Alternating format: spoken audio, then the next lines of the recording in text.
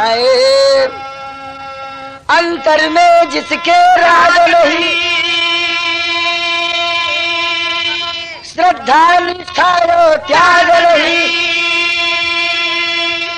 है भागव मातम एक तुल्य,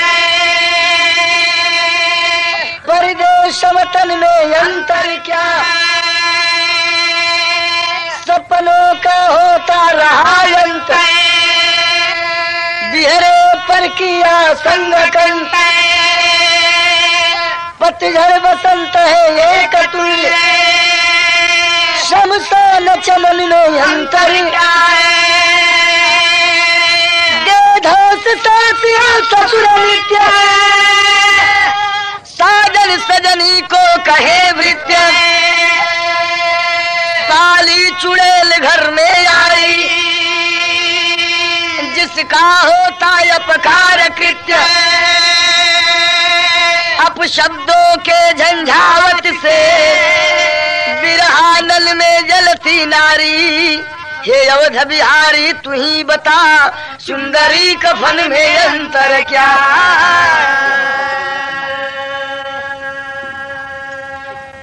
हाँ, पहतिया के मुख राम सिंह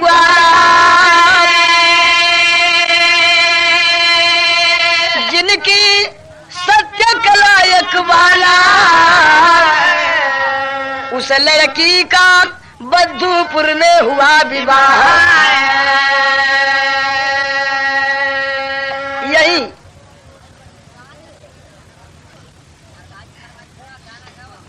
ये बिर्रो थाना में एक गांव है पहतिया।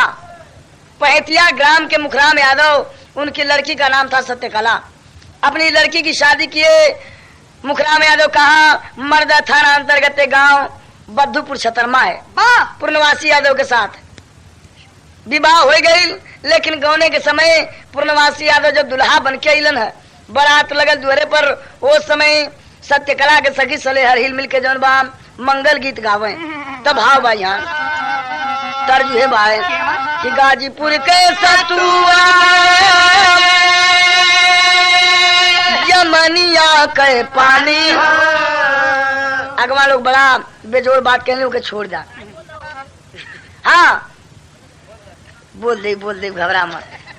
जब वे तर्ज के नमूना कई कई औरत लोग प्रेम से गीत गावे, जब माटी खने जाने विवाह शादी के अवसर पर, तब कि केनिया के माटी औरो केने का कुदारी है, आ केनिया के गोर बिटियावा माटी खने जाए है,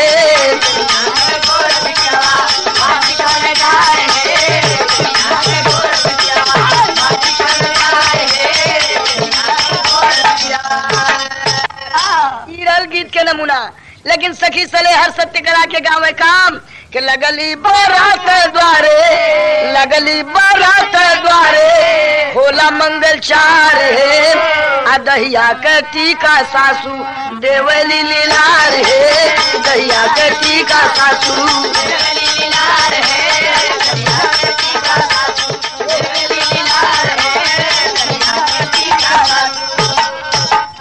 सत्य करा के आपस में बतियावे और कहे का कि फूल जैसन दूल्ही, अरे फूल जैसन दूल्ही दुल्हवा सुकुवार है, अब भैली विदाई रोवे भारी अकवार है, भैली विदाई रोवे भारी अकवार है, भैली विदाई रोवे भारी अकवार है, भैली विदाई रोवे।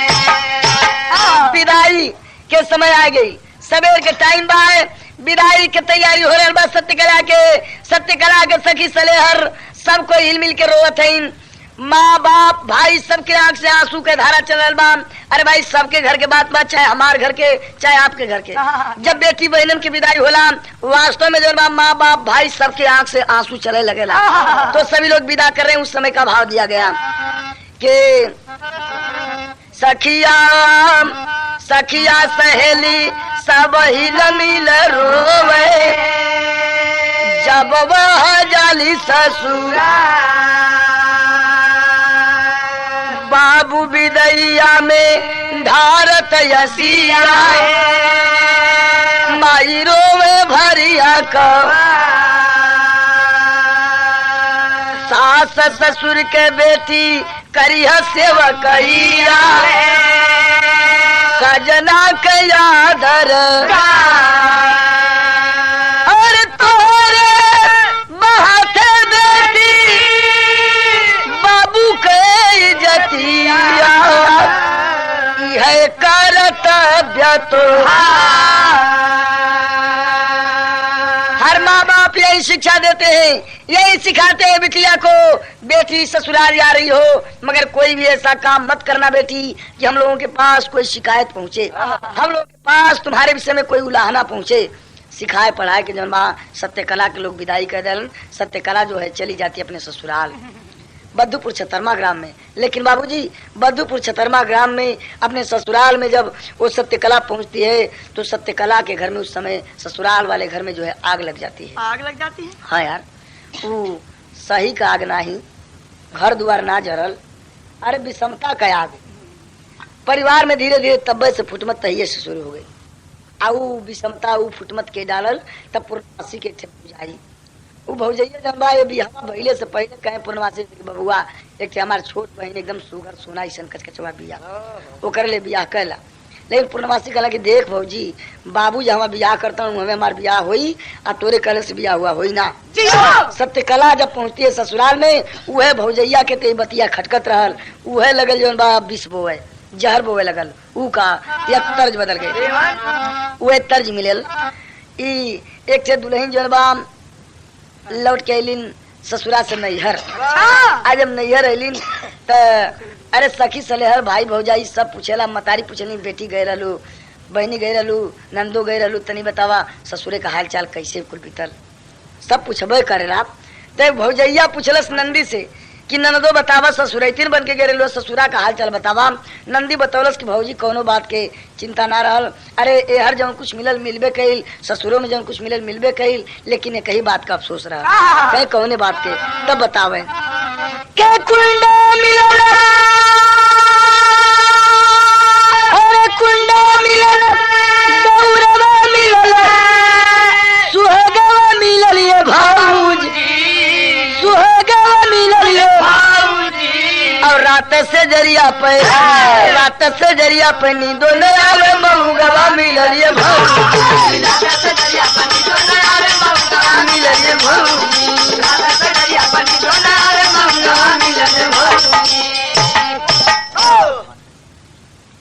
अच्छा देखें 5 रुपए का जहर बोलस घर में पूर्णवासी से जाए के अब नहीं के दिल में जहर बोए लगल का कि देवरा के, अरे देवरा के जाके कगरिया में बोली, देवरा के जाके कगरिया में बोली, न बतिया मन ला ये बबुआ, न बतिया मन ला ये बबुआ, अरे फूटल करमवा, फूटल करमवा भैला ये भागा, फूटल करमवा भैला ये भागा, फूटल करमवा भैला ये भागा, ऐसा नारी पौला ये बबुआ, भैला ये भागा ऐसा नारी पौला ये बबुआ।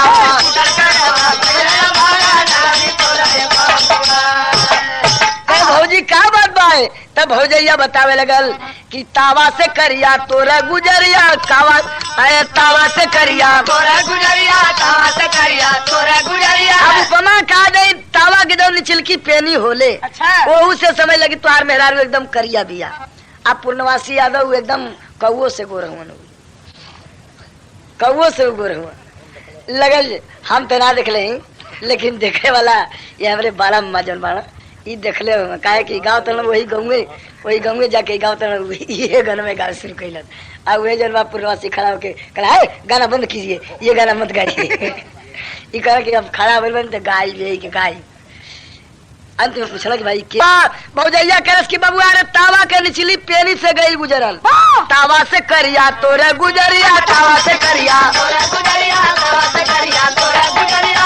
अब पहले न मनला मोरी जी करिया, पहले न मनला मोरी जी करिया, पहले न मनला मोरी जी करिया। अरे दाना दहेज मिलल नहीं ढंग से, अरे दाना दहेज मिलल नहीं ढंग से, अपने मन के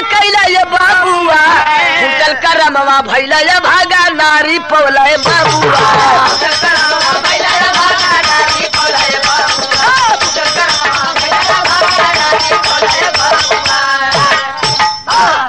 बबुआ का सुराई की कर दिखाई। अगर विश्वास नहीं तो कब तू देखी लेबा देखबा कब्बो का सुहाग रात के जेबा दुल्हन के पास तो देखबे करवा।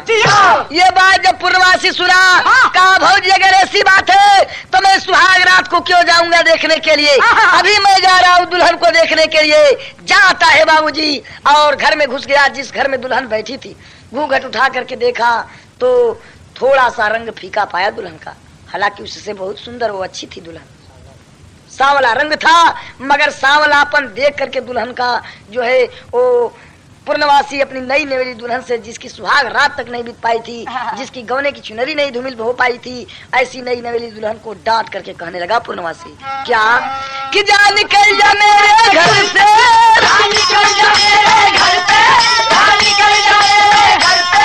तेरे बाप ने किया जिठाई,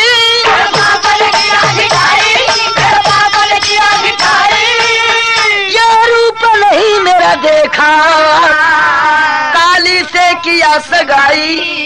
बचाओ क्या तेरा बाप मुझको देखा नहीं था? तुम्हारी जैसी काली कलूटी को लाकर मेरे घर में भर दिया। और कहता है कि न दहेज मेरा दीना, वो झोटा पकड़ घसीटा,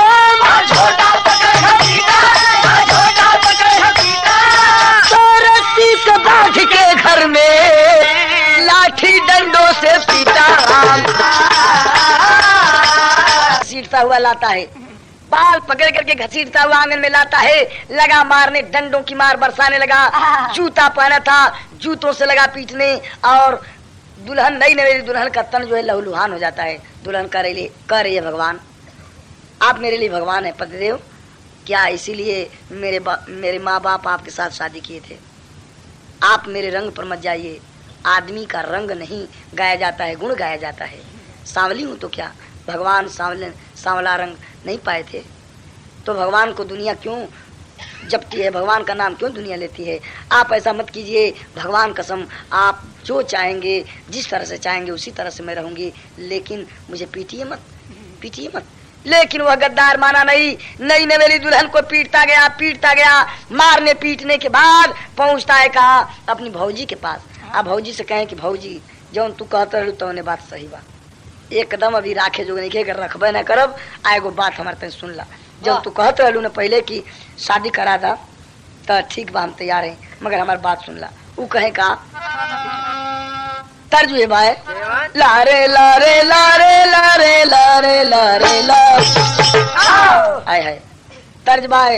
पंडित जी मेरे मरने के बाद इतना कष्ट उठा लेना, लेकिन बड़ी ओ अपनी भौजी से कहने लगा पूर्णवासी। क्या कहा कि भाभी जी ओ प्यारी भाभी, भाभी जी ओ प्यारी भाभी, भाभी जी ओ प्यारी भाभी, दूसरा प्यार चाहेला भाभी जी ओ प्यारी भाभी, दूसरा प्यार चाहेला भाभी जी ओ प्यारी भाभी। अपनी बहना के आंचल में भाभी हमें सुला देना। अब हम शादी करबे तैयार रही, खबर अपने नैहर भेजवा दाम। हम शादी करब तोरी छोट बहन से। बाबूजी भौजैया सोच गए कि अब धीरे धीरे जनात बा बहेलिया के जाल में चिड़िया फंसी। तब वो भौजैया कहलस कि सुना बबुआ तो शादी तो हम करा देव, लेकिन एक बात बा। कहला पूर्णवासी कौन बात बा? तब भौजैया कहलस कि शादी करा, अरे शादी करा दूंगी बाबू पर एक शर्त निभा देना। शादी करा दूंगी बाबू पर एक शर्त निभा देना। शादी करा दूंगी बाबू पर एक शर्त निभा देना। अरे बबुआ दुई थे गगरी एक जगह रहले से जनबा ठोकर लगे ला। अरे नई नई दुल्हन तू गवना कराए के लेला, दूसर की शादी करबा, कहा तू चैन से रहबा, दोनों दुल्हन मिल के बीच में तुहार कचूमर निकाल दिए। ऐसे हमारे कहना कहना कि अपनी दुल्हन की गर्दन को, हाय रे चंडालिन कहते समय उसकी जिहवा क्यों न कट करके गिर गई, उसकी जिहवा क्यों न कट करके गिर गई। चंडालिन कहती है कि अपनी दुल्हन की गर्दन को हमको काट दिखा देना, अपनी दुल्हन की गर्दन को काट दिखा देना, अपनी दुल्हन की गर्दन को। ए बाबू ऊ जब बाय जबले, ए भैया बाबूजी भौजी कहलस कि जबले गर्दन काट के न देखे बाम तबले जब बाय हम दूसरे शादी न हुए देव। पूर्णवासी कहा कि भाभी तो ये कौन सी बड़ी बात है, ये कोई बड़ी बात नहीं है। उसी रात को अपनी दुल्हन के पास पहुंचा, नई नवेली दुल्हन के पास पहुंचा, जिसकी गौने की चुनरी नहीं धुमिल हो पाई थी, सुहाग रात नहीं बीत पाई थी।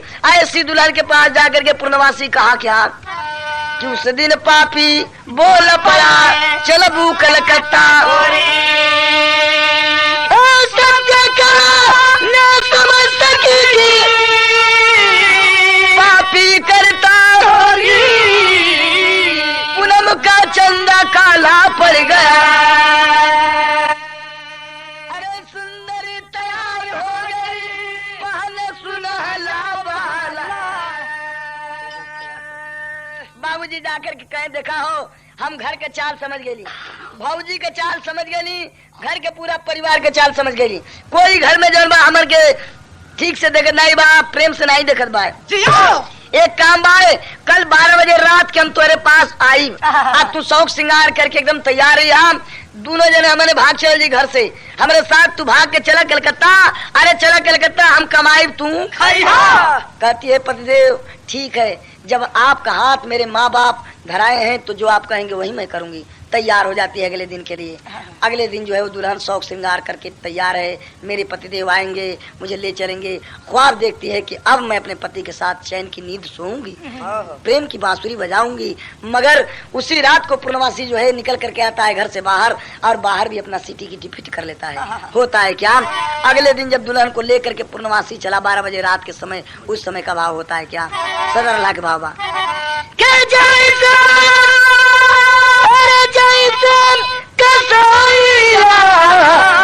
गैया के लिए ले जाला,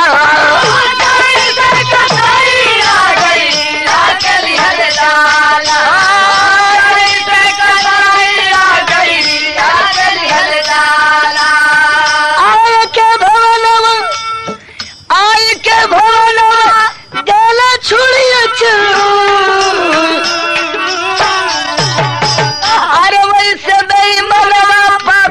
बन के पूर्णवासी अपनी दुल्हिया पापी चला ले लिया।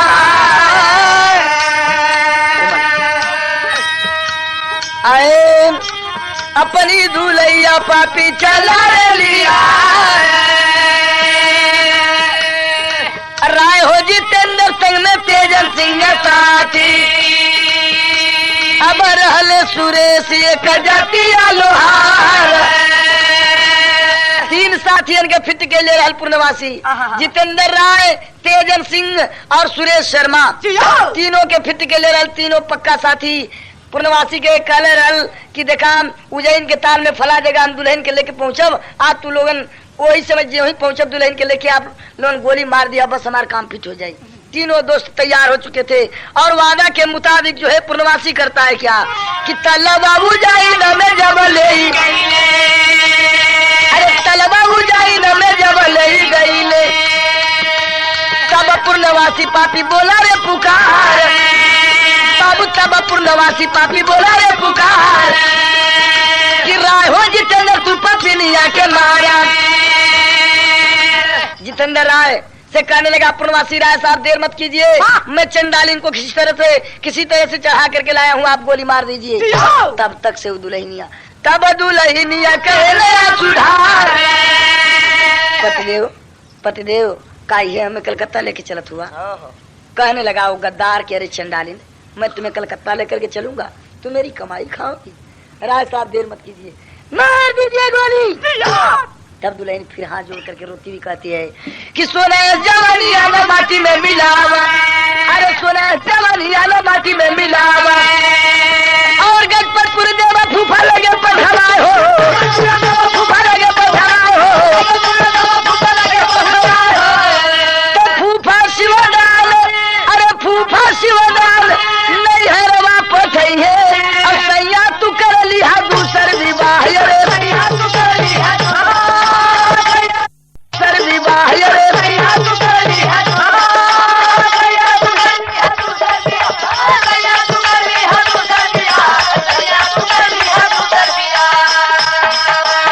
पतिदेव आप काहे बदे गोली मारे के कहत हुआ? अरे नजदीक में गजपतपुर बा, फूफा के नाम शिवदान है, उन्हीं के यहाँ हमें भेजवा दा, हम वहाँ से अपने नैहर जाए के चिपरी गोईठा पात के अपन जिंदगी बिताए ले, लेकिन आपके यहाँ कब्बो ही दखल देवे ना आज कि आप काहे दूसर शादी कैला। खूब बढ़िया शादी करके इंद्रासन के परी ले आए के आप आनंद से जीवन अपन बिताया पतिदेव, लेकिन हमें गोली मत मारा, गोली मत मारा। लेकिन ये गद्दार कहता है राय साहब मैं बार बार कह रहा हूँ कि आप देर मत कीजिए, गोली मारिए। तब वो दुल्हनिया हाथ जोड़ के कलश की जितेंद्र भैया, तेजन भैया और सुरेश भैया, आप लोगों की हम का बिगड़ने कि आप लोग हमें गोली मरवा, बतावा आप लोगों की हम कोनो गलती के लिए बिगड़ने कुछ कि आप लोग गोली मरवा। बाबूजी जब भैया शब्द सुनता है जितेंद्र राय के हाथ से पिस्टल छूट करके गिर जाती है। राय साहब बोल पड़े अरे गद्दार पूर्णवासी ऐसी निर्दोष औरत को तुम लाए हो गोली मरवाने के लिए, हम लोग गोली नहीं मारेंगे। पिस्टल छोड़ करके तीनों सुरेश शर्मा, जितेंद्र राय और तेजन सिंह कुछ दूरी पर जाकर खड़े हो गए, और जब कुछ दूरी पर खड़े हो गए तब ये गद्दार जो है पिस्टल उठा लेता हाथ में, स्वयं अपने हाथ में जब पिस्टल उठा लेता है तब फिर दुल्हन जो है रो रो करके कर रही है अपने पति से, क्या कर रही है?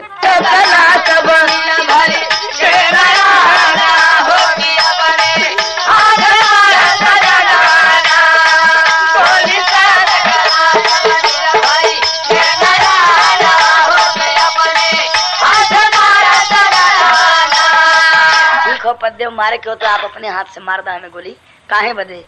क्या सिंदूर और सिंदूर जवानी हाथ पे धवला, हमके दुल्हन नाथ बनवला, हमके दुल्हन नाथ बनवला, एक दिन बजल सुहागी बाजा, अब गोली के बायत काजा। बड़ा प्रेम से धूम धड़ाका के साथ एक दिन बारात लेके हमारे मतारी बाप के दरवाजे पर गईला, हमार मांग भरला, हमरे से शादी कैला, हमके दुल्हन बनवला, आज गोली मारे बदे तैयार हुआ ना। ठीक हो पद्देव आप हमें गोली मार दा, लेकिन 2 मिनट रुक जा पद्देव, एक काम कर ले दा कि लेकिन छुए दे बासैया, लेकिन छुए दे बायापन, तू चारा नवा हो कि अपने हाथ मारा सजनवा ना।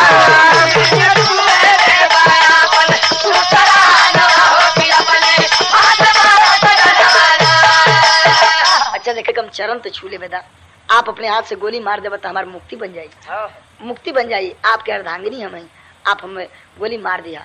लेकिन जो ही झुकती है बाबूजी शरण छूने के लिए वह गद्दार पैर से मार दिया, दुल्हन दूर जा गिरी, दूर जा गिरी। मगर होता है क्या कि पूनम की रजनी रही बिलखाई, पूर्णिमा की रात थी, सारी रात अजोरिया होनी चाहिए, उजाला होना चाहिए, लेकिन बाबूजी मानो पूर्णमासी की करतूत को देख करके पूर्णमासी का चांद भी बादलों की ओट में छिप गया, इसीलिए तो भाव दिया गया तेरी में कि पूनम का चांद काला पड़ गया। भाव दिया गया कि पूनम की रजनी रही बिलखाई, पूर्णवासी तनिक दया ना लाई, पूर्णवासी तनिक दया ना लाई, गैया पड़ गई बिना सहारे, गैया पड़ गई बिना सहारे, रोवन लागे चांद सितारे, रोवन लागे चांद सितारे।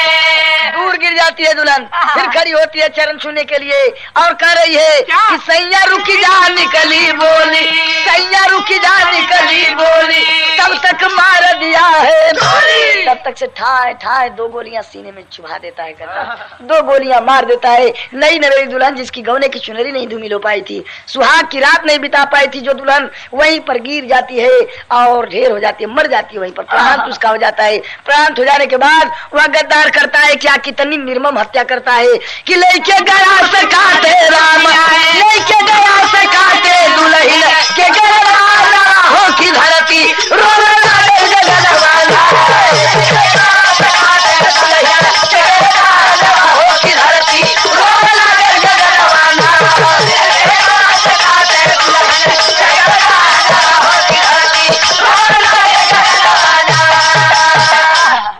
रात को गर्दन काट लिया और किया क्या कि प्लास्टिक के झोलवा में मुड़िया ले चलले, कर्मी में लसिया छिपाए, अपने ही खेतवा में मुड़िया के गाड़े भौजी के पहले दिखाए। प्लास्टिक के झोले में गर्दन को ले लिया, अपनी भाभी के पास पहुंचा, भौजी के दिखाए के कहे भौजी अब तो हमारे ब्याह करा देबू ना। भौजैया कहे बस बबू आज भर तक खरवासे रहला, काल हम तुरंते दिन धरवा देते ना, घबरा मत। अब ये हर जौन बाय उसी रात को दिखा करके और अपने ही खेत में झोला सही तो गड्ढा गड्ढा खोद करके नई नई दुल्हन की गर्दन जो है गाड़ देता है, मिट्टी से ढक देता है। कर्मी उज्जैन के ताल में पानी, कर्मी के नीचे जौन बा उल्लास छिपा क्या और भाग चलल।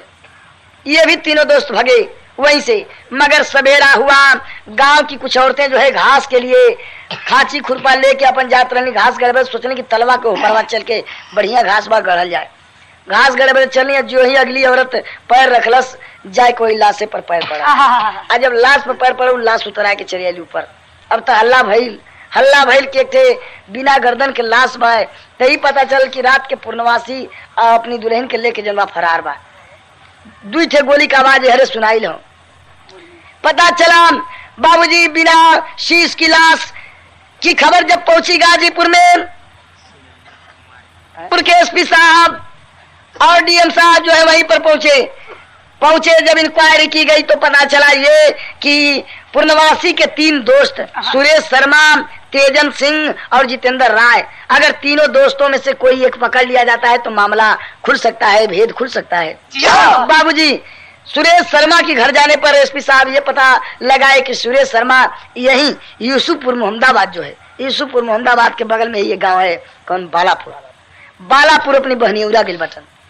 एसपी साहब पहुंचे और रंगे हाथ सुरेश शर्मा को गिरफ्तार किए। आज अब मार पड़ल घटना कब के हो कि 1975 ईस्वी 15 नवंबर कार्तिक शुक्ल पूनम उजियार, पूरा भेद खुलल एसपी करे इंक्वायरी जब पकड़ायल सुरेशवा मार पड़ल तो भूत के नहीं बके लगल। कहे सरकार अरे हमन के कोनो दोष नहीं है, हमने कहता लगा खड़ा रहने जा, वह सारे जो बा पिस्टल उठा के अपनी मेहरुआ गोली मार देलस और मुड़िया काट लेलस। चली बताओ थे वो कहाँ भगल बा, वही वो बताया और चारों पकड़े गए। 19वें रोज पर पकड़ा गया वो पूर्णवासी, और पूर्णवासी पर जब मार पड़ी तो भूत की तरह जो है बकने लगा। चल जाए सरकार, अरे लसिया तो मिली गई, मुड़ियो बता देते मुड़िया कहाँ बा।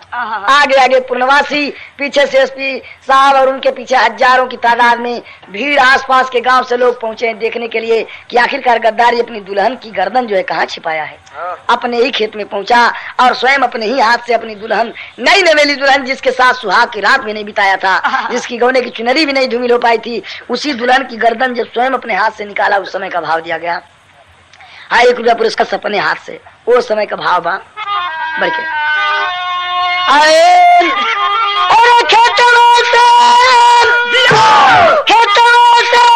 मुड़िया निकाली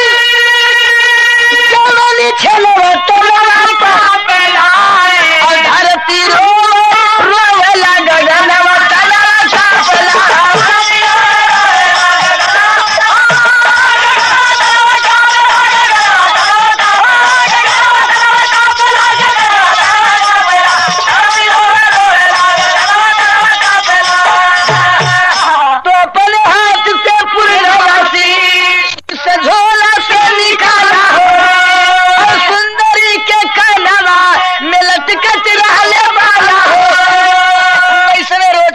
निकाली गई। 19वें दिन गर्दन निकाली गई बाबूजी, लेकिन पता नहीं भगवान को क्या सूझी थी, क्या भगवान की मर्जी थी। 19वें रोज पर भी गर्दन मालूम पड़ती थी बिल्कुल ताजी कटी हुई है। जो ही प्लास्टिक के झोले से गर्दन को बाहर निकाला, गर्दन से टप टप करके खून छुए लगा। मंगिया के सिंदूर मारेला, मेहनवा तनवा का पहला, राम करें कि फिर बनता सजनवा तनवा का पहला। भारतीय संस्कृति में वास्तव में एक बार जो पति दुल्हन की मांग भर देता है वो सदा सर्वदा के लिए दुल्हन उसे अपना भगवान मान लेती है। जी हाँ। इस जीवन को कौन चलावे, अगले जीवन अगले जीवन अगले जीवन, हर जीवन के लिए सदा सर्वदा के लिए यही मनाती हैं कि भगवान यही करें कि अगले जीवन में भी मेरा यही पति हो। लेकिन कहना यही है, चाहे हम हो चाहे आप हो या कोई भी हो, भैया सबकी उखी पता ही है। ये क्यों कहे कि हमारी उखी पता ही नहीं है, तो माने वाली बात नहीं है। कहे का बात ही बात कि दूसरे की बहन बिटिया, अरे दूसरे की बहन बिटिया कैसे घर सतई बहो,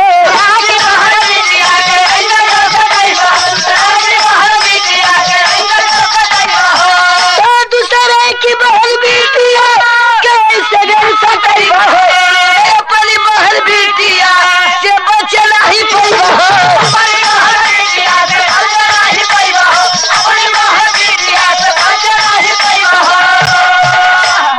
चार पापी गईले, अरे चार पापी गईले जेल खाना बतला काबला, तो रघुनाथ के धूमिल भइले मनो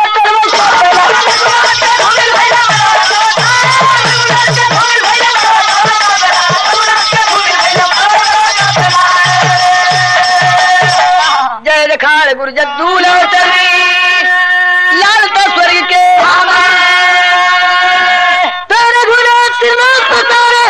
गुरुवर का पैगाम गुरम का चंदा काला पड़ी लिखे श्री नारायण गाँव में परसु